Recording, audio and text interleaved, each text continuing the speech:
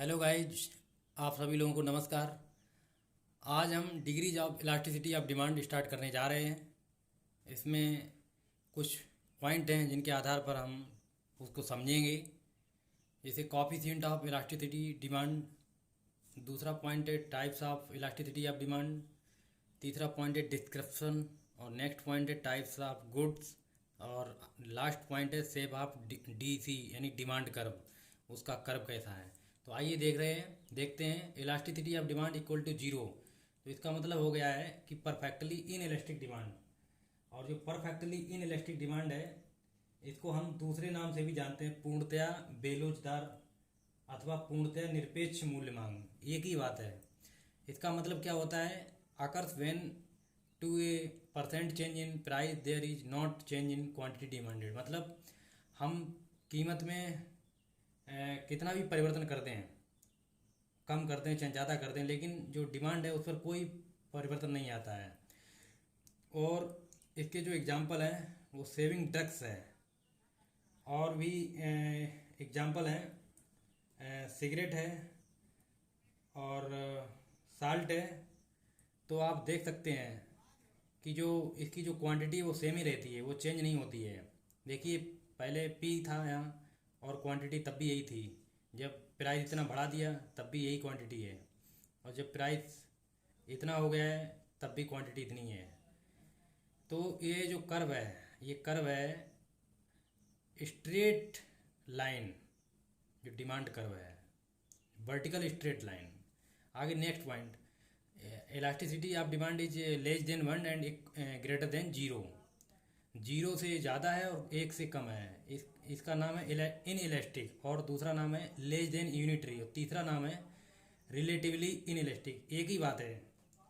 तो इसका मतलब क्या हुआ है कि जो हिंदी में बेलोचदार मांग अथवा मूल्य निरपेक्ष मांग, इसमें क्या होता है कि जो कीमत है वो हम जब ज़्यादा परिवर्तन कर दें, लेकिन उसके अनुसार मांग में उतना परिवर्तन नहीं दिखता है मुझको। जैसे कीमत पहले P1 थी और हमने P कर दी, तो जब P1 थी तब Q1 था, और जब P पे पहुंच गए तब Q है। तो यहाँ से आप देख सकते हैं कितना परिवर्तन कर दिया है कीमत में, लेकिन उसके बावजूद भी डिमांड में उतना परिवर्तन नहीं हुआ है। तो जो इन इलास्टिक है, यानी कि जो लेस देन जो वन है, इस ये जो लेस देन है जो वन, तो उसका जो एग्जांपल है गुड फ्यूल है, और साल्ट भी है, इसके अंतर्गत आता है। इसके बाद में तीसरा नंबर है elasticity of demand is equal to one, मतलब यूनिटरी इलास्टिक, मतलब हिंदी में लोचदार मांग।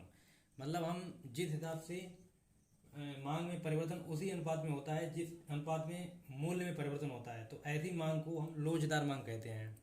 इसमें जो एग्जाम्पल हैं वो नॉर्मल गुड्स हैं। मतलब नॉर्मल गुड्स का मतलब जैसे कोई भी फ़ोन है, फ्रिज है, कूलर है, मोबाइल है, इलेक्ट्रिक प्रोडक्ट हैं, या हम कह सकते हैं ड्यूरेबल गुड्स, वो सब किसके अंतर्गत आते हैं, यूनिटरी इलास्टिक, मतलब लोचदार मांग। आप देख सकते हैं कर्व के माध्यम से जितना प्राइस में हमने कमी किया उसके ही हिसाब से हमारी डिमांड में वृद्धि हुई है। अगला पॉइंट है जो elasticity of demand is greater than one, मतलब एक से जो ज़्यादा है उसकी जो इलास्टिसिटी डिमांड, वो कैसे है, वो उसका नाम क्या है, रिलेटिवली इलास्टिक।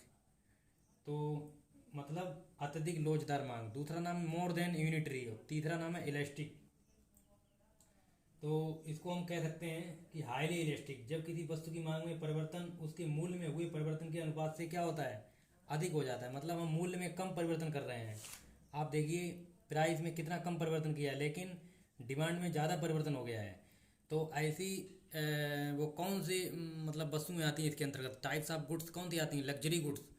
जिसमें लग्जरी गुड्स का मतलब ये है कि जहाँ पर हम कीमत में कम परिवर्तन करें लेकिन डिमांड में ज़्यादा परिवर्तन दिखाई पड़ता है। बहुत महंगी गाड़ियाँ होती हैं, एसी कार होती है, और ये लग्जरी गुड्स।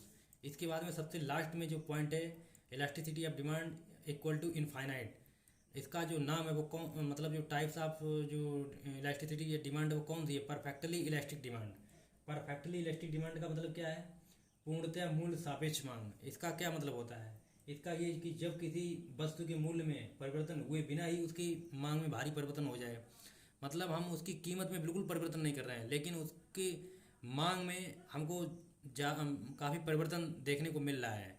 कि देखिए जब प्राइस इतनी थी तब भी तब क्यों क्वांटिटी इतनी हुई, प्राइस वही है फिर भी यहाँ पर क्वांटिटी आ गई, और प्राइस फिर वही है लेकिन उसके बावजूद भी इंक्रीज हो गई क्वांटिटी। तो इसमें कौन सी जो गुड्स होती हैं जो इसके अंतर्गत आती हैं, तो वो होती हैं आपकी गोल्ड है यानी सोना है, आभूषण है, और हाई एंड कार्स हैं। तो इसमें आप कर्व देखते हैं वो हॉरिजेंटल है, हॉरिजेंटल कर्व, या हम demand curve parallel to horizontal, जो कि एक्स अक्ष के ओ एक्स के समांतर है ये। तो और इसमें जो कौन सी गुड्स आती हैं इसके अंतर्गत सब्स्टिट्यूट गुड्स आती हैं। तो तो जो ये रहा आपका लास्ट वाला जो पॉइंट, और परफेक्ट सब्स्टिट्यूट गुड्स हैं जो टाइप्स ऑफ गुड के अंतर्गत। तो यहीं पर हम वीडियो समाप्त करते हैं। धन्यवाद।